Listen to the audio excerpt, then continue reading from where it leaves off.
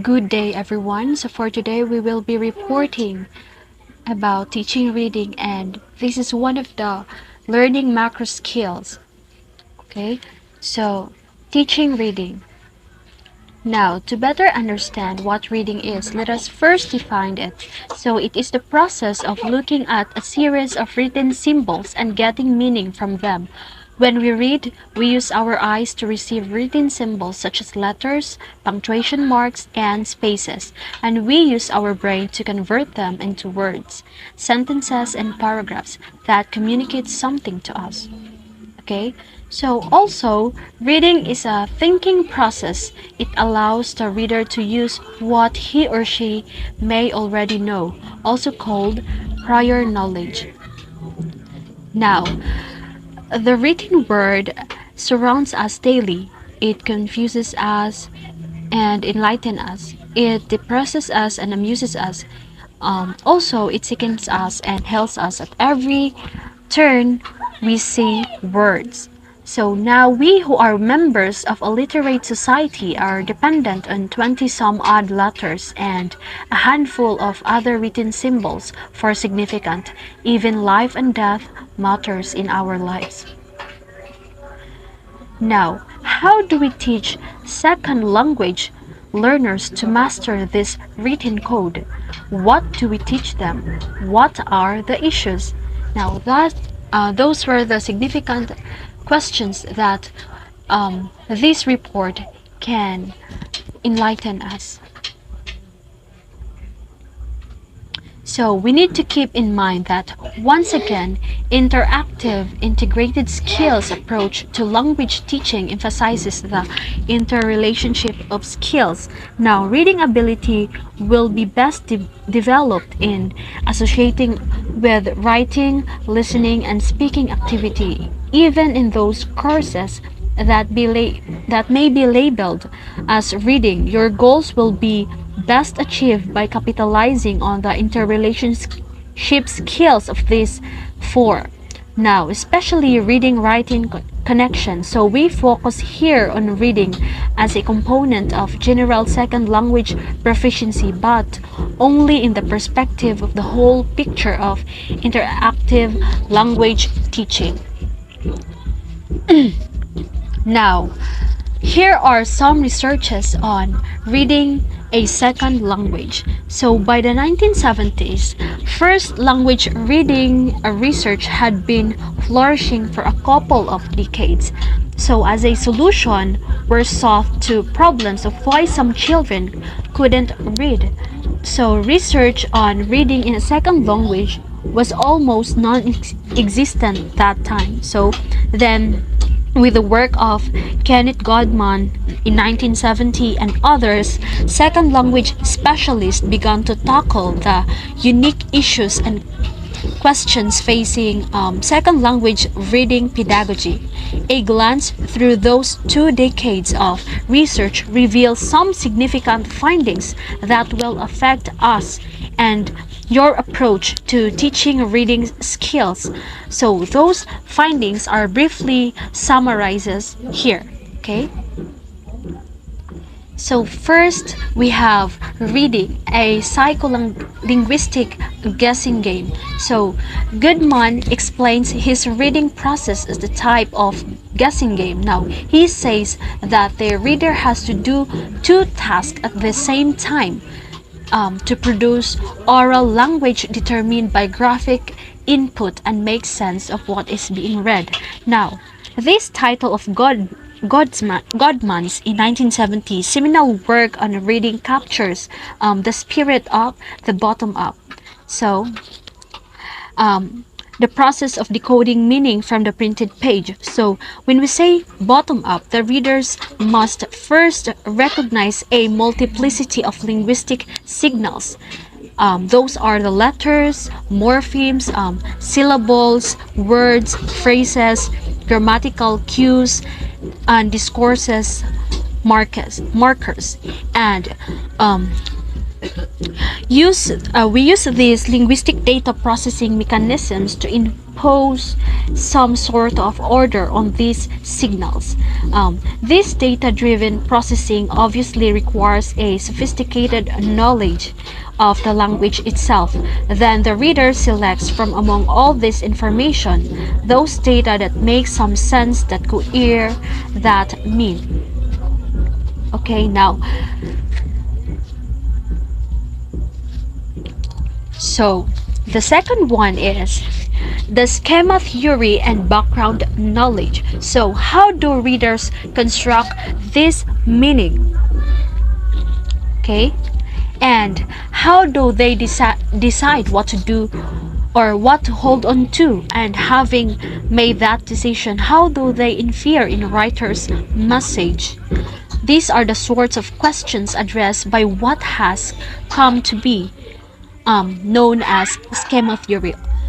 Before I forget, so in the first theory, we need to remember that it is skills based, and the second one, the schema theory and background knowledge it is strategy based. Now we should remember that. Okay, so in schema theory, it describes how people group together associated with memories. These groups are known as schemata. So linking new information to existing knowledge. So it makes it easier to move it from working memory to long-term memory and makes retrieval much more different.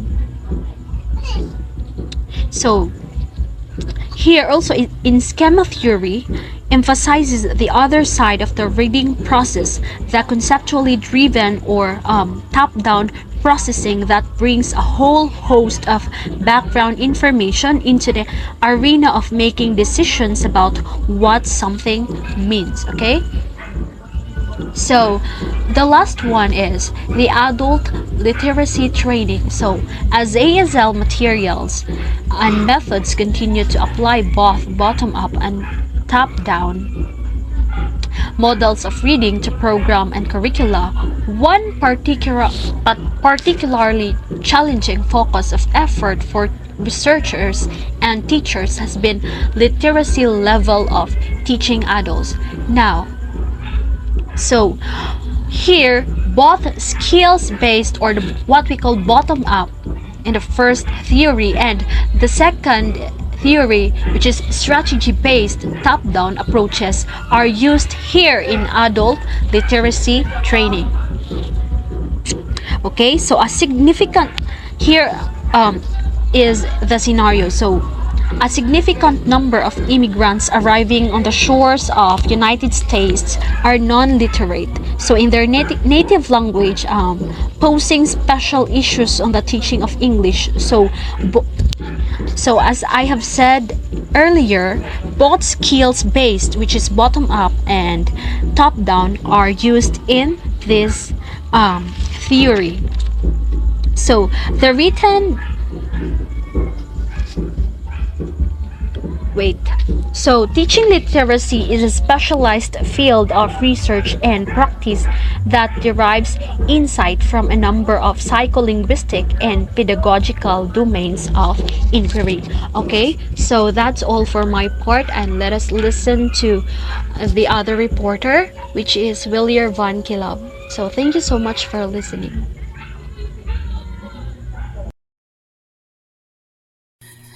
Good morning, everyone. So, my name is Willier van Bergoli Kilab, and I am tasked to report about the characteristics of written language.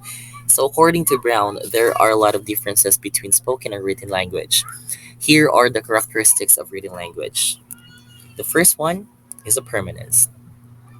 Brown states that written language is permanent or as permanent as paper and computer desks are, and therefore the reader has an opportunity to return again, if necessary, to a word or phrase or sentence or even a whole text.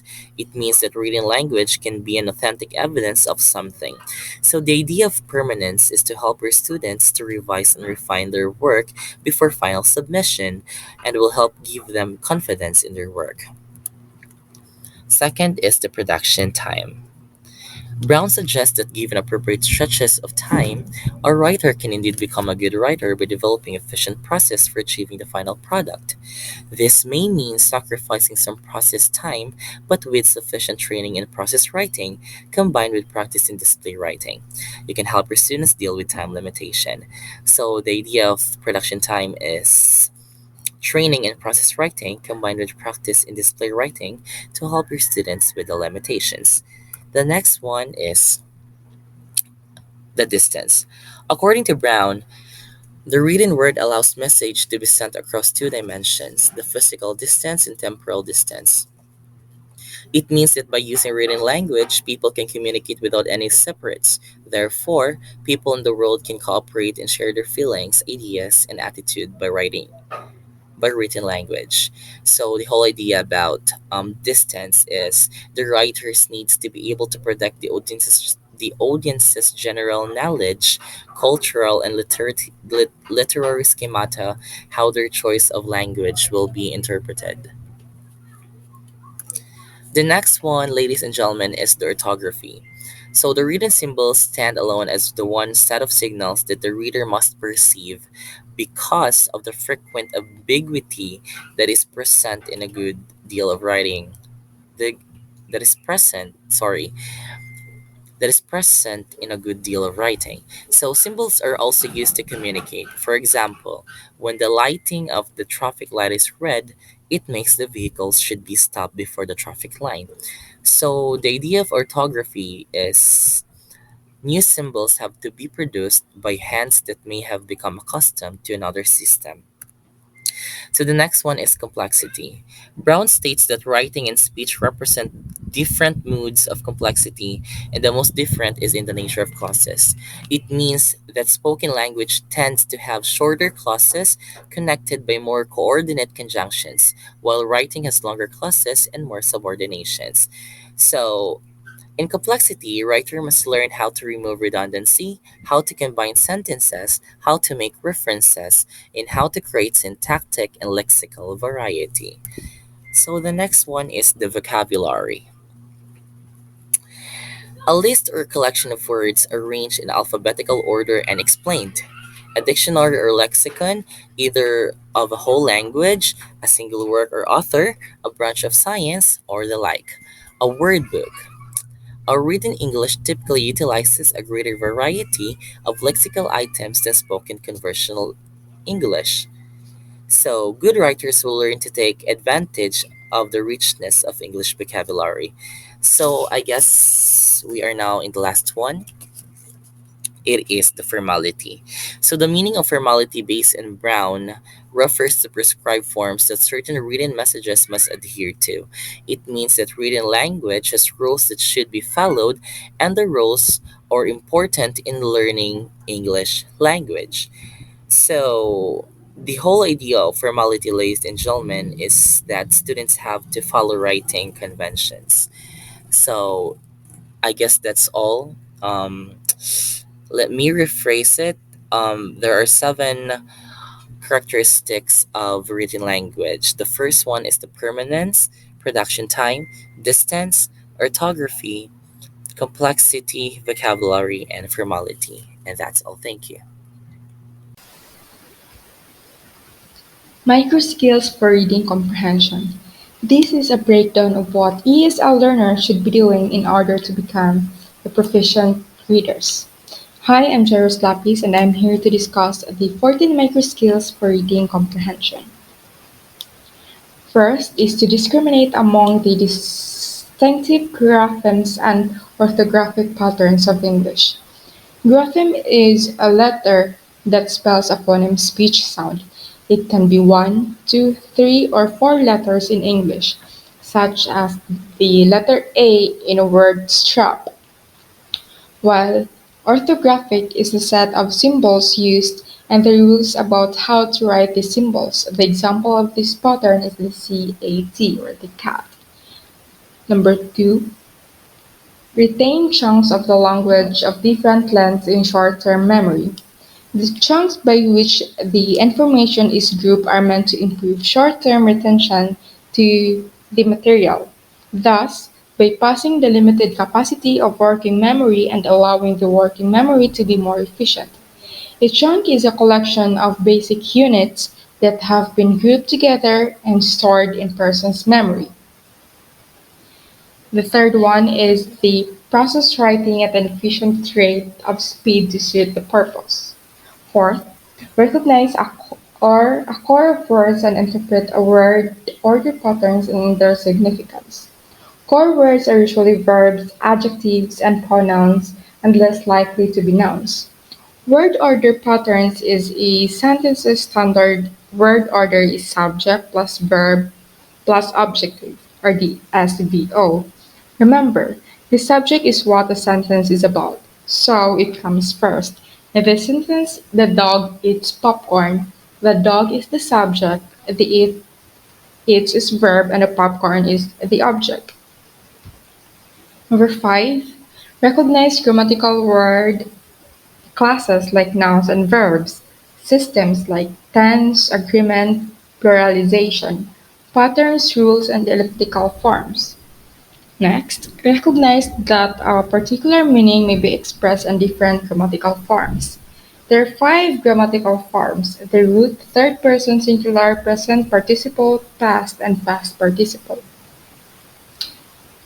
Number seven, recognize cohesive devices in written discourse and the rule in signaling the relationship between and among clauses.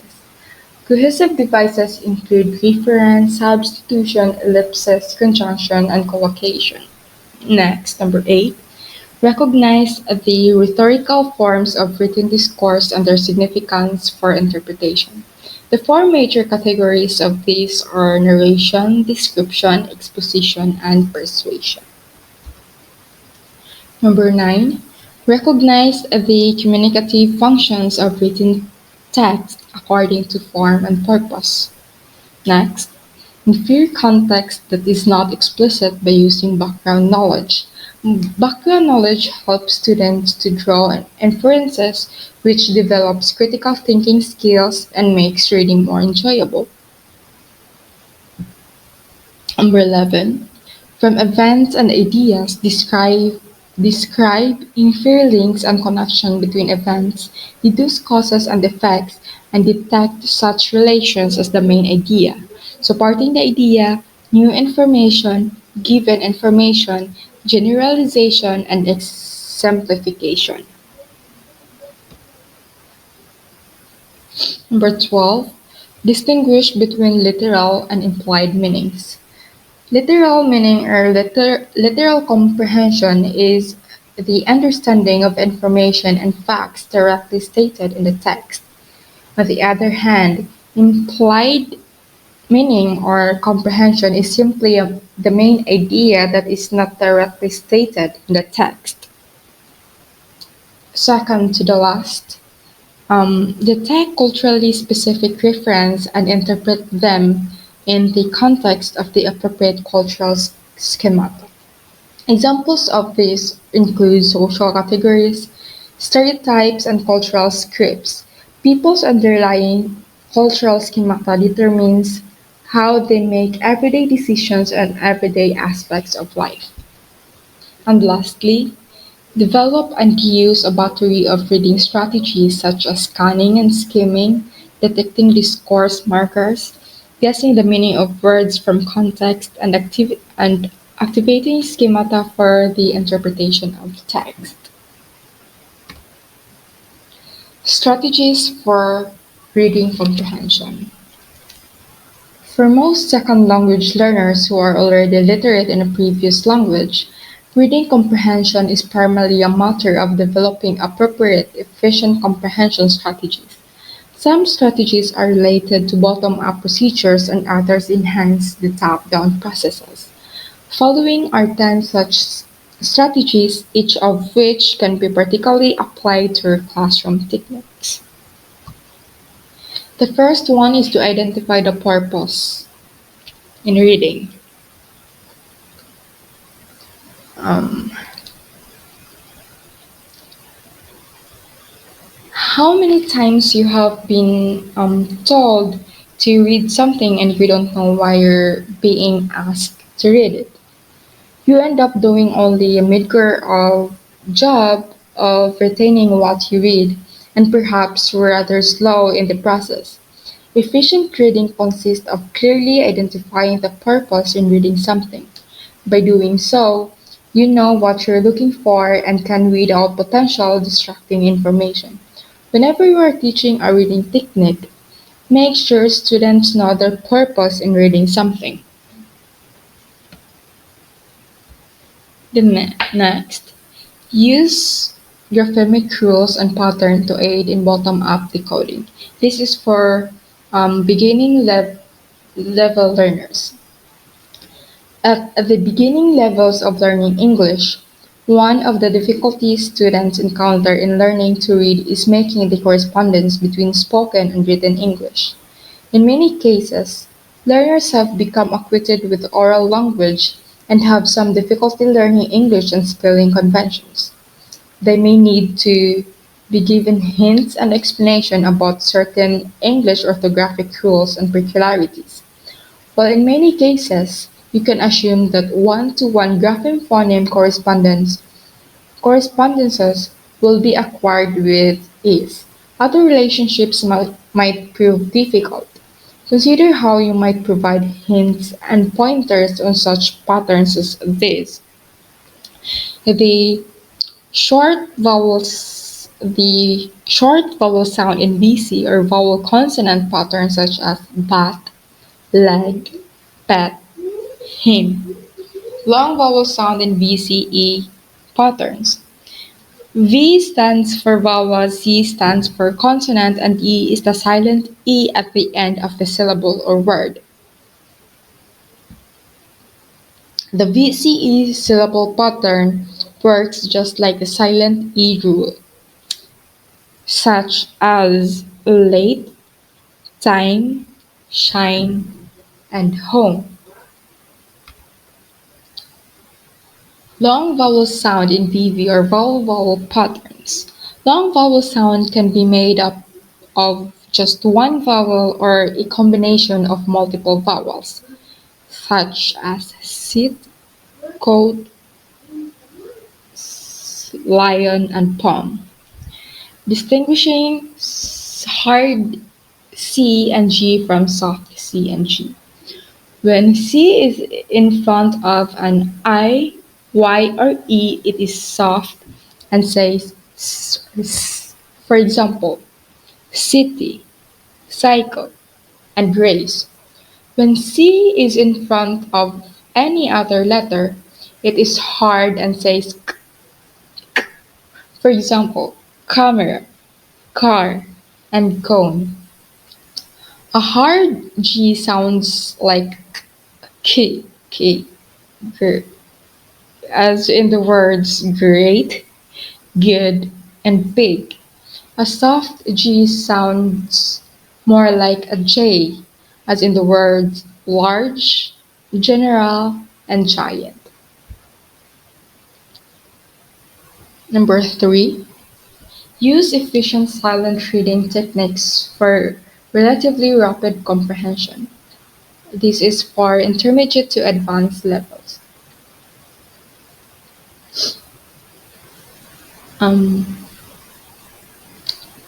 If you are teaching beginning level students, this particular strategy will not apply because they are still struggling with the control of limited vocabulary and grammatical patterns.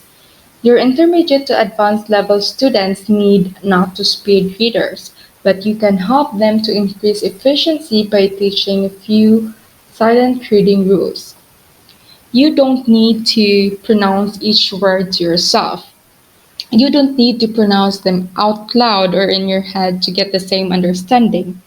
However, there are situations in your there are situations when you read without saying words in your head. For example, think about when you're driving. When you see a stop sign, do you actually sub-vocalize the word stop? You actually see it and automatically recognize that it is a stop sign. If you're if you're like most readers, you probably sub-vocalize all or most of the words in your head. but you don't always vocalize anything you read. Next, try to visually perceive more than one word at a time, preferably phrases. Unless a word is absolutely crucial to global understanding, skip over it and try to infer its meaning through its context. A way of referring to the bits of information within a text that can serve as hints to help a reader understand the meaning of an unfamiliar word or phrases.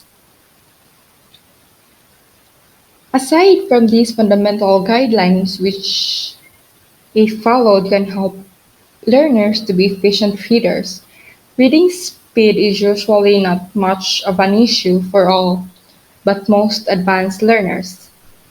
Academic reading, for example, is something most learners manage to accomplish by locating whatever time they personally need in order to complete the material. If your students can read 250 to 300 words per minute, further concern over speed may not be necessary. Number 4, skimming. Skim the text for main ideas.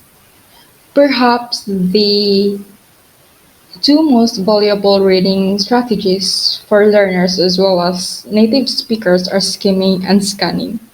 Skimming consists of quickly running one's eyes across a whole text.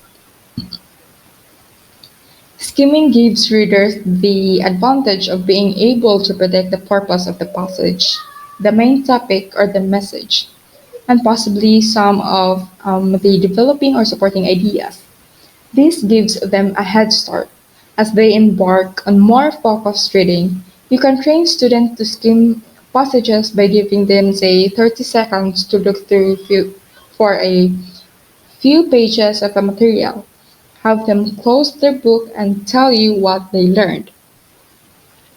In other words, skimming refers to looking only for the general or main ideas of a material. Next is the scanning. Scan the text for specific information. This is the second in the most valuable category is scanning, of course, scanning, or quickly searching for some particular piece or pieces of information in a text. Scanning exercises may ask students to look for names or dates, to find a definition in a key concept, or to list a certain number of supporting details. The purpose of scanning is to extract certain specific information without reading to the whole text. For academic English, scanning is absolutely essential. In vocational or general English, scanning is important in dealing with genres like schedules, manuals, forms, and etc. In other words, scanning means looking through a text quickly to find specific information. Um, the other strategies for reading comprehension is to be explained by the next reporter. Thank you. A pleasant day to each and everyone. This is Ronnie Jr. Viratonil reporting the topic Principles for Designing Interactive Reading Techniques and our future stock under reading macro skill. I encourage everyone to please listen and take down notes. This report is very quick.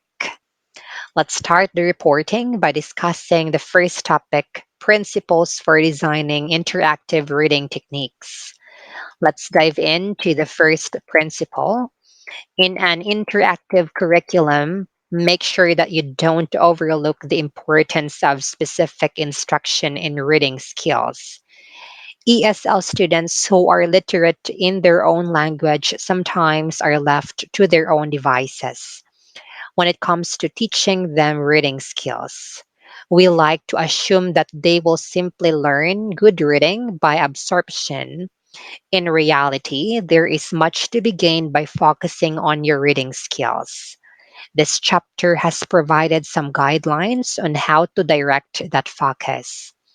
It is important to make sure that your students have ample time for extensive reading. Sustained silent reading allows students to develop a sense of fluency. Also, silent reading then becomes an excellent method for self instruction on the part of the learner. Let's move on to the second principle. Techniques should be intrinsically motivating. What do you think makes for interesting and relevant reading for your students? Of that long list of texts towards the beginning of this chapter, how many of them will your students encounter in real life? What are your students' goals in learning to read English? Focus on those goals. Choose material that is relevant to those goals. One very popular intrinsically motivating approach to reading instruction is called the Language Experience Approach, or LEA. Developed initially for use in native language instruction for children, the LEA has now found its ways into numerous ESL classes for both children and adults. The essence of this approach lies in students' self generation of reading material. Instead of being handed some standard textbook, they create their own. Let's move on to the third principle. Techniques should be utilized authentic language and context. By now, the importance of authentic language should be more than clear to you. But in teaching reading, one issue that has invited a bit of controversy is the advisability of what are called simplified texts, in which an otherwise authentic text is edited to keep language within the proficiency level of a set of students. In order for you to make a decision on this issue, it is important to distinguish between simple text and simplified text, and to understand sources of complexity in reading material. Let's move on to the fourth principle we have: encourage the development of reading strategies. Already in this chapter, 10 different reading strategies have been discussed. To what extent are you getting your students to use all these strategies? Motivate students through activities that may increase their interest, for example, book talks, dramatic readings, or displays of art related to the text, making the text relevant to students in some way. Let's move on to the fifth principle: include both bottom up and top down techniques. In our craze for communicative, authentic language activity in the classroom, sometimes we forget that learners can indeed benefit from studying the fundamentals. Make sure that you give enough classroom time to focusing on the building blocks of reading language geared appropriately for each level. Let's move on to the sixth principle. Consider subdividing your techniques into pre reading, during reading, and after reading phases. Before you read, spend some time introducing a topic, encouraging skimming, scanning, and activating schemata. Students can bring the best of their knowledge and skills to a text when they have been given a chance to ease into the passage. Let's have the second process here while you read. Not all reading is simply extensive global reading. There may be certain facts or rhetorical devices that students should take note of while they read. This gives them a sense of purpose rather than just the teacher ordered it. Let's have the third process here. After you read, comprehension questions are just one form of activity appropriate for post reading. Consider vocabulary study, identifying the author's purpose, discussing the author's line of reasoning, examining grammatical structures, or steering students toward a follow up writing exercises. Now let's have the seventh principle: build in some evaluative aspect to your techniques. Because reading, like listening comprehension, is totally unobservable, we have to infer comprehension from other behavior. It is important in reading as it is in listening to be able to accurately assess students' comprehension and development of skills.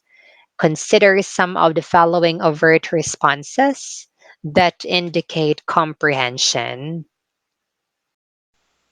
I am not going to read the following overt responses anymore since this is very long, but I am going to show you the following list of responses given in this lesson.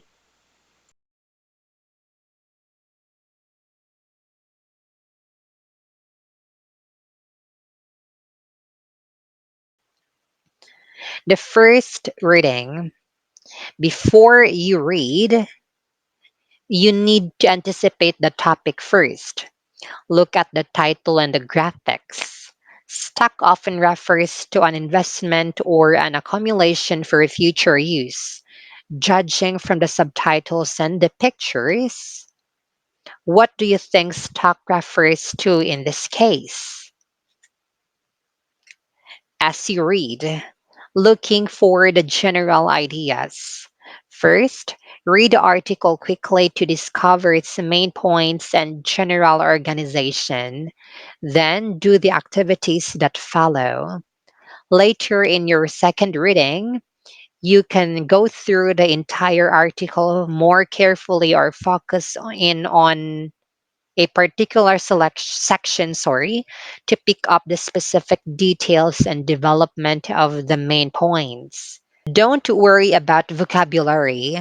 As you read, you will find words you do not know. Don't worry about these. Either guess their meanings or skip them entirely.